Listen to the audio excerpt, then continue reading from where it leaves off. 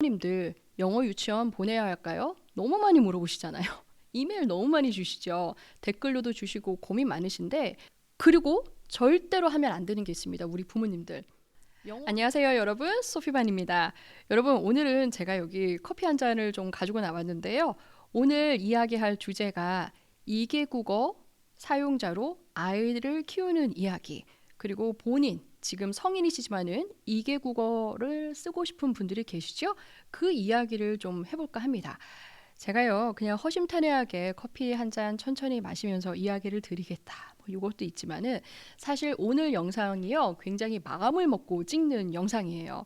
아마 영어계에 몸담고 계신 우리 훌륭하신 선생님들, 굉장히 열이 있고 또 양심적인 선생님들도 많이 계신 걸로 알지만은 반대해서 오직 돈만이 학습자가 학습자, 교육자가 교육자가 아니라 돈만을 보시는 분들도 분명히 계실 수 있어요. 사업 수완이 너무 좋다 보니 이게 양심을 잊고 일하시는 분들도 그분들, 저 돌맞을 각오하고 오늘 다 얘기를 드려보도록 하겠습니다. 단호하게 그리고 결론부터 답을 드리자면요. 영어 유치원 굳이 보내지 않아도 괜찮습니다. 저는 그 입장이에요. 우리 부모님들 영어 유치원 정말 비싸죠. 우리 영어 유치원 원장님들 죄송합니다. 그런데 제가 이제 교육자의 입장으로 본다면은 영어 유치원이 아무래도 이 시스템상 원어민 선생님들을 모셔와야 하고 또 이렇게 약간 팬시하게 보여야 하고 우리 또 한국에서는 소비자분들이 어쩌면 아이를 보내는 부모님의 입장에서는 화려해 보일수록 더 신뢰를 하는 그 소비자가 있기 때문에 그 니즈에 만족을 시켜주다 보니 더 비용이 많이 들어가게 돼서 그걸 다시 소비자에게 전가하게 되는 그런 문제가 돌고 돌 겁니다.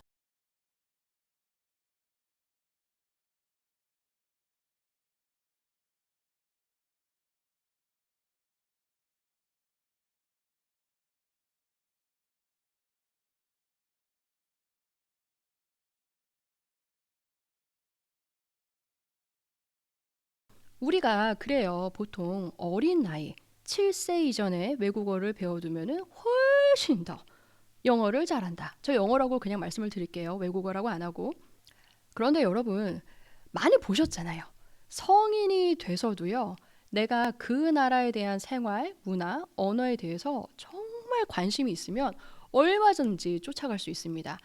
여러분, 내가 아이를 한국에서 낳아서요, 한국 아이로 키우고 있어요. 그 땅에서 키우고 있단 말이에요.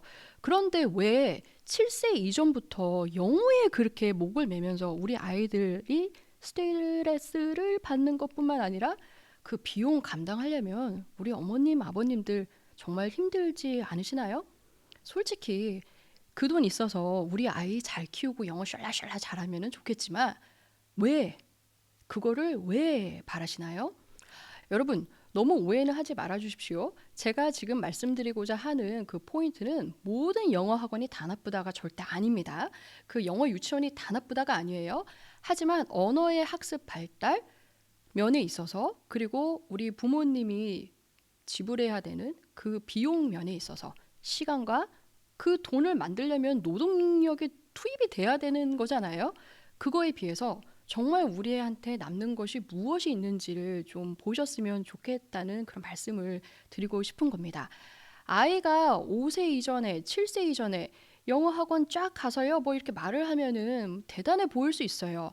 사람의 마음은 내가 갖지 못한 거를 상대가 가지면 왠지 그게 더 좋아 보이고 빛이 나 보이죠. 부모님이 영어를 정말 잘하고 싶었는데 내가 잘하는 것보다 아이의 입에서 영어가 왠지 원어민하고 비슷한 발음으로 나와.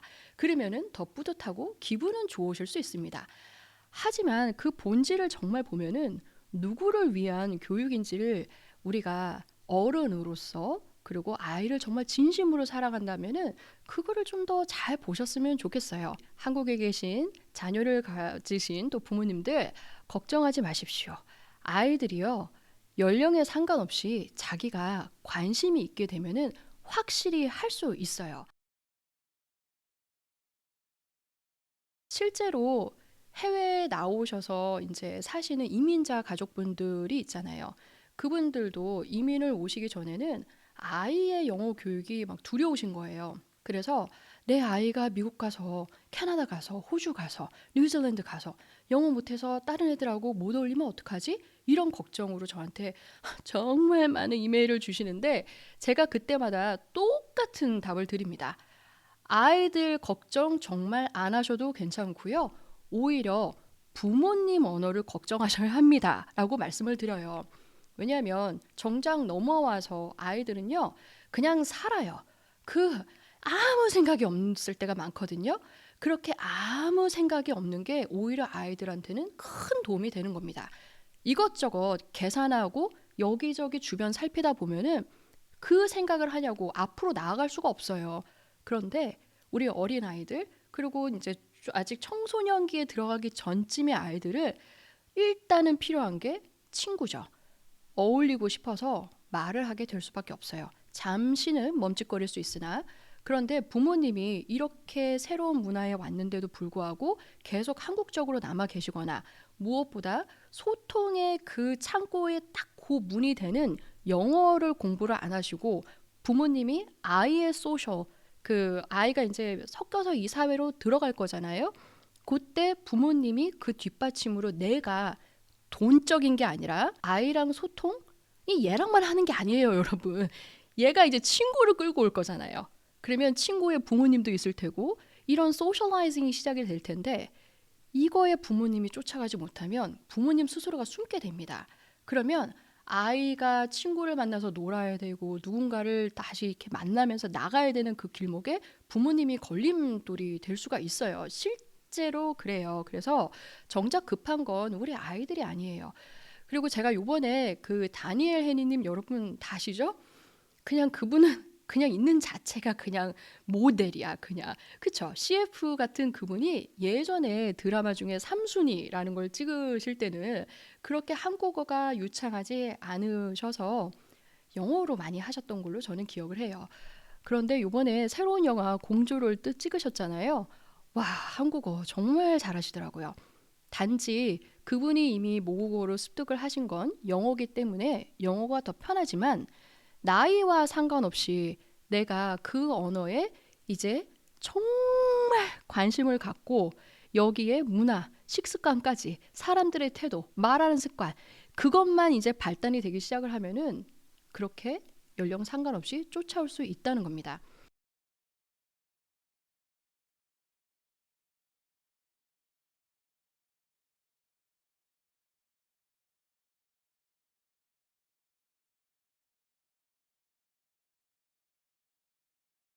우리가 자꾸 7세 이전이라고 숙제를 주듯이 이거의 기준치를 내미는 거는 우리 부모님들을 현혹시키는 말이라고 저는 생각을 해요. 한국에 계신데 이제 해외로 나오실 준비를 하는 자녀가 있는 부모님들 정말 걱정하지 않으셔도 됩니다. 아이들은 부모님이 10년 걸을 시간을 압축적으로 2년이면은 배우게 될 거예요. 이게 7세 이전이건 7세 이후건 아무 상관없습니다. 가장 중요한 거는 아이의 성향이에요. 성격. 그리고 대부분의 아이들은 말씀드렸다시피 어울려서 그 사회로 들어가게 되고 생존력이 꽤 강한 편입니다. 그리고 말씀드렸다시피 문제는 우리 부모님이시라니까요. 그래서 부모님이 그거를 10년이 걸려도 나는 아이만큼 바깥 생활로 막 들이밀면서 나가기가 힘들어요. 언어에서 걸리는 게 아니라 내가 너무나 많은 생각을 하고 있기 때문에 그 생각들이 방해를 하는 겁니다. 우리 왜 쉬운 말로 그렇게 얘기하죠? 실수할까봐 두려워서. 이게 맞는 말인지 틀린 말인지 정확히 모르니까. 괜히 이 말 했다가 뭐 그럴까봐 차라리 안 하는 게 낫다. 이런저런 생각이 우리를 앞으로 나갈 수 없게 언어 교육에 방해가 되는 겁니다.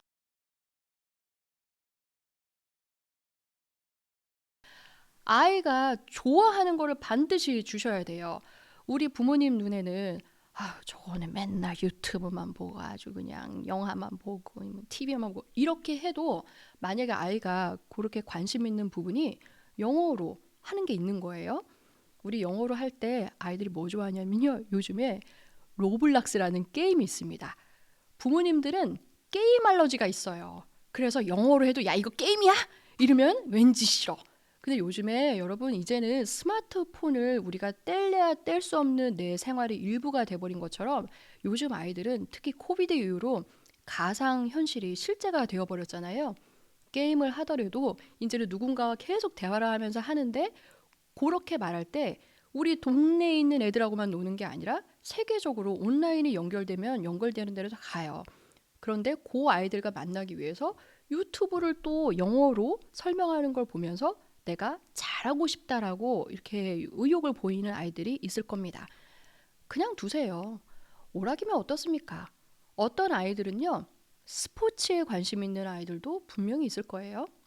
그리고 또 요즘에 여러분 미국의 탑 유튜버들 있잖아요. 정말 내노라 하는 우리 어머님들, 아버님 눈에는 뭐야, 어우, 왜 이렇게 시끄러워. 저런 애들이 다 있어. 막 문신, 화장, 막 이래서 마음에 안 드는 그런 상태이지만 뭐 우리가 이미 그거 막을 수 없다 그랬잖아요.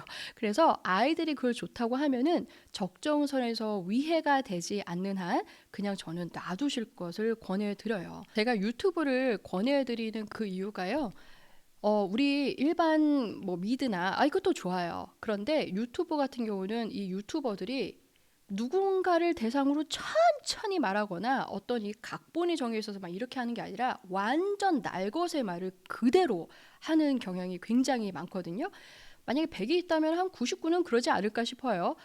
여러분이 생각하시는 것, 우리가 한국에서 영어 학습을 했던 것, 그 이상으로 실제 미국에 오면 완전 판이 뒤집어집니다.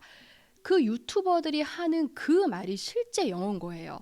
우리가 한국에서 영어 듣기, 뭐 토익 이렇게 듣기, 그게 실제 영어처럼 그런 판으로 예상치가 있는 것들이 아닌 거죠. 어렸을 때 차라리 그 실제 영어들 듣고 이해하고 또 상황을 좀 눈치 있게 문맥을 파악할 수 있는 그 능력을 길러주셨으면 좋겠다라는 생각에 권해드려 왔습니다. 그리고 절대로 하면 안 되는 게 있습니다. 우리 부모님들. 영어로 아이가 막 오락하는 걸 막 봤어요. 키득키득 웃으면서 막 이래요. 그러면 테스트를 하고 싶어져. 그래서 옆에 가가지고 너 쟤네가 무슨 말 하는지 알아들어? 지금 방금 뭐라고 그랬어? 엄마한테 좀 말해줘봐봐. 야 저거 뭐라고 그랬지? 나 못 알아들었는데. 자꾸 이런 식으로 방해를 하거나 아니면은 테스트를 하지 마십시오. 아이의 흥미가 꾸준히 이어지도록 좀 그냥 놔둬서 좀 지켜보세요. 우리 애들이 우리 부모님이 반듯하시면 애들도 그렇게 반듯하게 간다니까요. 쓸데없이 망가지지 않아요. 그런데 우리도 예쁜 화분을 키울 때 괜히 과한 관심이 망칠 때가 있잖아요.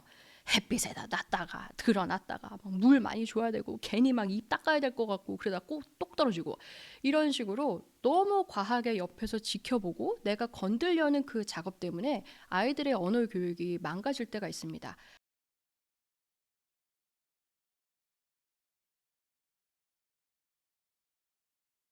한국에서 이게 정말 좋은 영어 방법입니다라고 누군가가 말을 해서 교재를 이제 판매하기 시작을 했어요. 뭐 예를 들면 Friends 같은 경우가 있었죠. 이 시트콤, 특히 우리 BTS에서 그 유명하신 분이 그걸 보면서 영어를 배웠다.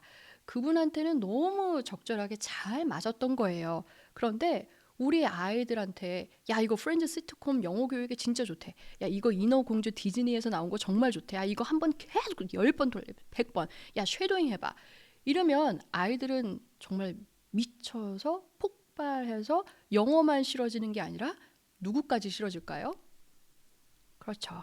여러분 우리 직장 다녀봤지만 나 정말 싫다고 하는데 나한테 자꾸 들어미는 과장님 아니면 위에 사장님 내가 감당할 수 없고 별로 안 좋아하는 일을 너무 많이 시킬 때 우리가 이 일 자체가 싫어지는 게 아니라 그 사람과의 관계가 망가질 때가 있잖아요.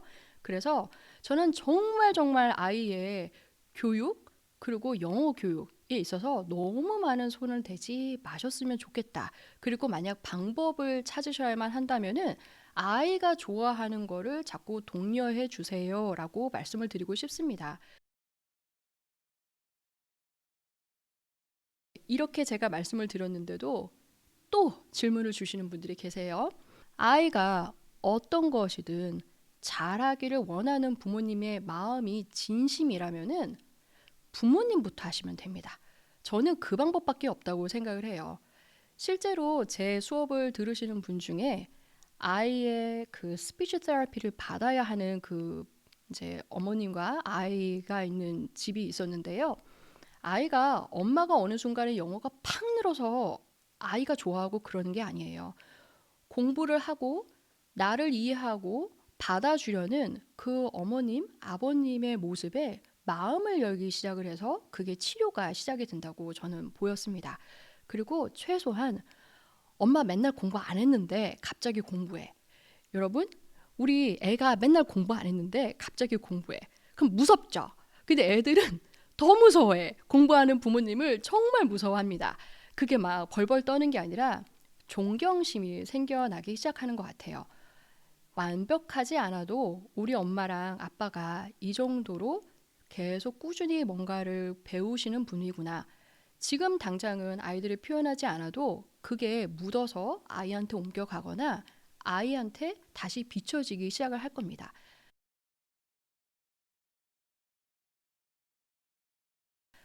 부모님이 싫으신 거를 억지로 아이한테 영양가 좋으니 먹어라, 입 열어. 그래도 너는 먹어야 돼.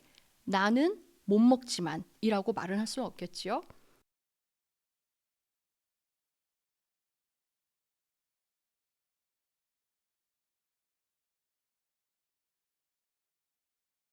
이러면 우리 부모님들이 점수는 어떻게 해요? 이렇게 말씀하실 수 있을 것 같아요.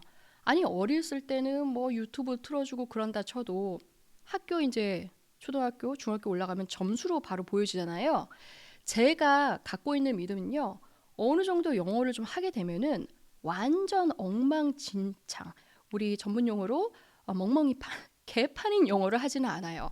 그래서 부모님이 그것도 욕심을 좀 내려놓으시면은 영어의 100점은 아니더라도 어느 정도 영어를 계속 애가 듣고 말할 수 있으면 80점, 85점 뭐 요 정도는 간다는 거죠.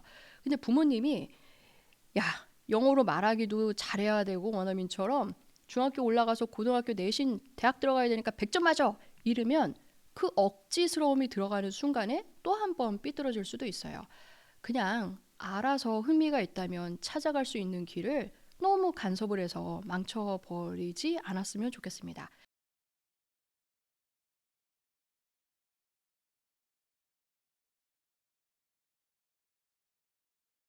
우리 어른들이 겪어서 힘들었던 거 굳이 잘못된 방법이었음에도 불구하고 내가 그 방법이 이미 익숙해졌다는 그 이유로 아이들한테까지 그 나쁜 방법을 답습시킬 필요는 없다고 생각을 합니다. 그리고 여러분, 말은 마음이에요. 생각이에요. 소통의 그 관계가 좋지 않으면 입을 열기가 싫어. 그래서 우리 사춘기 아이들이 더 부모한테 반항하면 하루에 한마디도 안 하곤 하잖아요. 그래서 어렸을 때 부모님과의 관계를 잘 쌓는 거, 싫어하는 거 시키면 관계는 틀어집니다. 좋아하는 것만도 할 수는 없지만 그래도 어느 정도 좋아하는 걸 하면서 재밌는 게 긍정적인 사고가 많은 아이들은 싫어하는 것도 긍정적으로 바꾸면서 넘기는 그 기질, 그 탄력성이라고 하나요? 예, 회복 탄력성도 좋게 되지요. 그래서 저 오늘 아유, 떨었네. 긴장했습니다. 예. 어떻게 편집을 해야 될지 그냥 제 마음에 있는 그동안의 얘기를 한번 같이 나눠봤는데요. 우리 영어업계에 계신 선생님들 중에 훌륭하신 분 얼마나 많이 계신지 저는 이해해요. 그분들 굉장히 많은 고심과 좋은 교육을 위해서 애쓰시는 분들도 많이 계시지만 한편으로는 정말 아님에도 불구하고 고집스럽게 우기면서 본인의 그 입속만 채우시려는 이렇게 존댓말도 별로 쓰고 싶지 않은 것도 사실입니다. 그런 장사 또 있잖아요. 우리 어머님, 아버님들이 정말 아이를 사랑한다면 옥석을 가리시는 그 안목이 있었으면 좋겠습니다. 오늘 여기까지 잔소리하고 다음에 또 뵐게요. 얘기 들어주셔서 감사합니다. 바이.